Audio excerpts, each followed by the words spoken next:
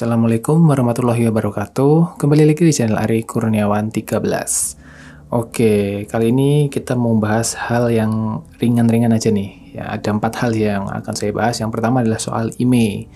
Oke, saya mendapatkan salah satu hal yang cukup menarik nih di grupnya Potatopon, Mas Muhammad Haryoko ya. Jadi kalau kalian belum tahu, Mas Muhammad Haryoko ini adalah warga negara Indonesia yang tinggal di Jepang ya. Dia membuka jasa untuk kalian yang pengen pesen HP-HP yang udah nggak rilis di Indonesia, kayak contohnya Sony, Google Pixel, atau HP-HP yang mungkin tidak rilis resmi di Indonesia dan kan pengen dapat terus emailnya ke daftar. Nah, ini dari Mas Haryoko-nya langsung ya. Di sini dia bilang di postingan Facebooknya, grupnya nih ya, Potatopon, kalian bisa ikut coba ke sana. Email lagi. Nah, karena memang banyak nih pertanyaan tentang email. Kemenperin apa bea cukai nih? Oke, jadi dia tuh juga buka jasa ini ya, pendaftaran atau kalau kalian bingung gitu lah, unblock email atau gimana biar email kalian tuh terdaftar di bea cukai atau di Kemenperin. Nah, di sini ada terusannya nih, aman nggak permanen nggak kalau Kemenperin. Oke, di sini Mas Haryoko membuka peluang buat yang mau urus masalah sinyal di luar dari pembelian dari Potatopon. Awalnya dia hanya melayani masalah email ini untuk orang-orang yang beli di Potatopon. Jadi kalau misalnya kita beli HP-nya di Golden City, di HP-ku Semarang, di Bistore, itu belum bisa waktu itu ya, belum bisa untuk coba bantu urus email di Mas Haryoko ini. Nah, kali ini dia membuka kesempatan atau membuka peluang buat yang mau urus sinyalnya di luar pembelian dari Potatopon Mas Muhammad Haryoko ini. Oke, lanjut ya. Sekarang mau yang mana nih? Semua bisa, baik itu Kemenperin atau bea cukai. Tapi tunggu dulu, untuk bea cukai itu ada syaratnya, harus dual SIM yang didaftarkan. Dan biayanya jadi membengkak karena per SIM-nya itu 900 ribuan. Jadi untuk email, kalau misalnya kalian pengen terdaftar di bea cukai, itu bisa ternyata melalui Mas Muhammad Haryoko ini. Dan biayanya itu satu email itu 900 ribu. Dan wajib 2 email atau dual SIM jika ingin mendaftar di bea cukai. Jadi total bisa sampai 2 jutaan untuk ke bea cukai. Nah, makanya nih Mas Haryoko ngasih saran, makanya mending di Kemenperin aja, harga lebih ekonomis. Wong ini cuma beda website aja, ngapain ngambil yang mahal. Tapi monggo semua kembali kepada diri masing-masing, maka masalah Kemenperin aman atau tidak, saya pastikan aman. Oke. Di sini cukup menarik ya, jadi sudah membuka jasa ini dan dia memberi semacam garansi ya, dia bisa pastikan kalau di websitenya, terdaftar di websitenya Kemenperin itu akan aman. Dan saya sudah baca komentar-komentarnya, prosesnya memang tidak cepat ya, karena begini, yang diurus itu bukan cuma satu HP, dan yang diurus itu nggak cuma HP dari luar pembelian ke sini. Jadi orang-orang yang pesan ke Mas Haryoko ini cukup banyak ya. Contohnya sih kebanyakan Xperia 5 Mark II, terus Google Pixel 6, Google Pixel 5 kayak gitu. Mereka pesan ke Mas Haryoko itu langsung dikirim dari Jepang. Nah, kalau yang udah pesan langsung ke sana, biasanya sih udah diuruskan nih dari awal, mau perjanjian, mau dikasih email sekalian, mau didaftarkan sekalian nggak, atau polosan aja kayak gitu. Meskipun polosan, Mas Muhammad Haryoko memastikan kalau sinyalnya cukup aman. Nah, kali ini membuka peluang nih buat kalian yang masih bingung tentang email dan pengen, ya ibaratnya udah bingung, sekarang kan jasa unblock email ini agak sepi lagi nih karena websitenya agak susah ya. Mungkin karena orang dalamnya nggak bisa berbuat apa-apa lagi. Tapi yang jelas ini solusi buat kalian yang mau coba. Harganya segini ya. Kalau ke bea cukai ya 1,8 sampai 2 jutaan. Dan kalau saya lihat di komentar itu kebanyakan antara 10 hari, paling cepat tuh sampai 5 harian lah baru bisa sinyalnya nongol. Terus ada juga kemarin yang nyoba tuh Huawei Mate 20X kalau nggak salah, itu nggak keluar resmi di Indonesia ya. Nah, di situ dia nyoba pakai jasanya Mas Muhammad Haryoko ini, kurang lebih sampai 8 sampai 10 hari lah baru bisa sinyalnya keluar, dan dia nyoba tuh buat reset HP-nya, reset sinyalnya, dan bolak-balik dia reset, sinyalnya masih nongol juga, masih aman. Berarti cukup trusted ya untuk jasa ini, dan saya kira ini yang paling masuk akal mengingat harganya juga cukup mahal, karena ini sesuai dengan, saya nggak tahu metodenya gimana ya, karena ini sesuai dengan pajak ketika kalian bawa HP dari luar negeri dan pengen mendaftarkan emailnya di Bea Cukai, itu kurang lebih harganya seginilah, berapa persen dari harga HP.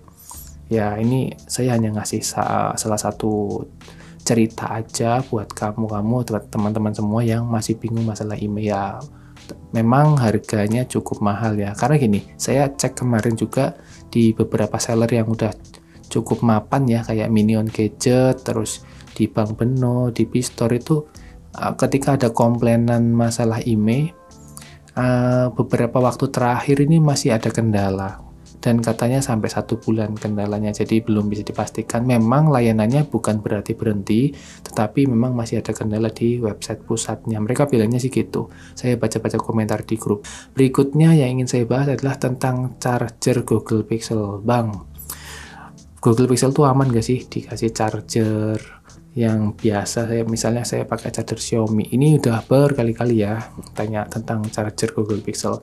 Nah kebetulan nih saya dapat kiriman ini ya, charger untuk power delivery. Jadi di sini nggak cuma power delivery sih teknologinya, ada beberapa nih. Jadi dia bisa untuk iPhone, Android, tablet, power bank. Ya ini cukup lengkap ya.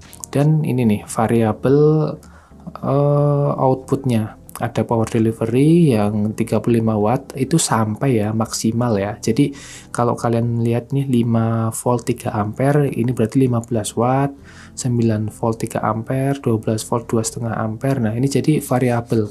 Jadi ketika kalian pakai charger yang outputnya 35 watt, yang masuk ke Google Pixel memang hanya 18 watt. Karena memang di contohnya Pixel 4a ini hanya di 18 watt aja.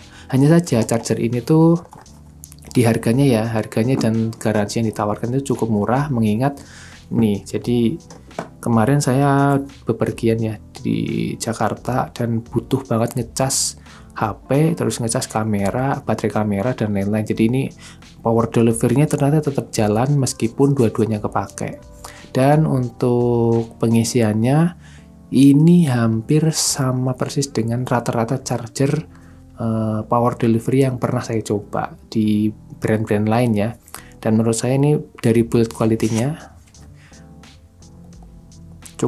sangat cukup meyakinkan banget. Jadi,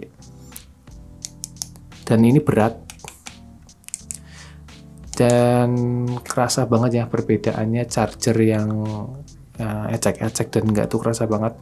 Jadi ini kalau misalnya kalian ngecas, itu ciri khas di Google Pixel, kalau chargernya itu kurang cocok, kalian kayak gini ini, ditahan. Kayak gini, dia nanti akan semacam getar kayak gitu. Nah itu kalau kamu punya charger yang seperti itu, saya sarankan sih ganti ya, karena ada ketidakstabilan di arus yang masuk ke sini. Nah ini udah saya coba dan tetap aman touch-nya, jadi nggak ada ghost touch gitu ketika lagi ngecas.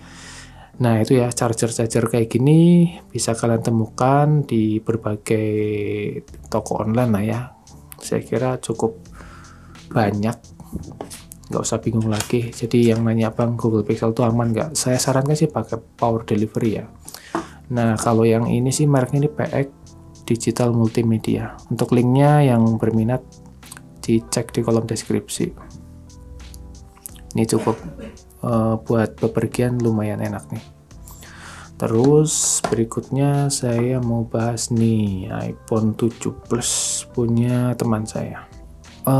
Gimana ya, iPhone 7 Plus tuh di tahun 2022. Ini sebenarnya saya nggak bakal review lengkap ya. Ini cuma ngasih tahu aja kalau HP ini dijual. Mungkin udah lihat postingan di tab komunitas. iPhone 7 Plus ini 128GB variannya. Saya jelaskan kondisinya dulu ya. Jadi kondisinya ini udah pernah ganti housing. Ini aslinya warna hitam housingnya. Jadi ini pemberian atau yang namanya lungsuran gitu ya. Jadi dikasih sama paman teman saya. Terus ya kondisinya kurang begitu baik lah waktu itu. Terus dimasukkan ke tempat servis. Part-part yang udah usang itu diganti, dibersihkan semua di sini port-portnya, dan akhirnya nyala kembali dengan sangat normal. Ini saya jual, kalau kalian berminat silahkan cek di kolom deskripsi ya. Terus terakhir nih, power bank. Nah ini nih power bank yang sudah menemani cukup lama. Power bank ini cukup aman digunakan. Di Google Pixel ini ada power delivery-nya juga, Type-C to Type-C. Dan kalau misalnya kalian ngisinya juga pakai charger yang ini, charger yang support fast charging atau power delivery, dia akan lebih cepat ngisi. Jadi ini kalau buat ngisi HP Pixel 4a saya ini dalam sekali full 100% seperti ini bisa sampai 4-5 kali. Dan kalau udah habis misalnya tinggal 5%, kalau ngecasnya pakai ini itu cepat banget. Dia nggak nyampe 40 menit udah penuh.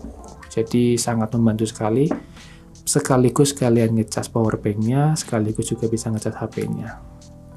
Nah gitu ya, jadi ini cukup praktis lah buat kalian yang suka bepergian. Terima kasih sudah menonton, semoga informasi di video ini cukup bermanfaat. Wassalamualaikum warahmatullahi wabarakatuh.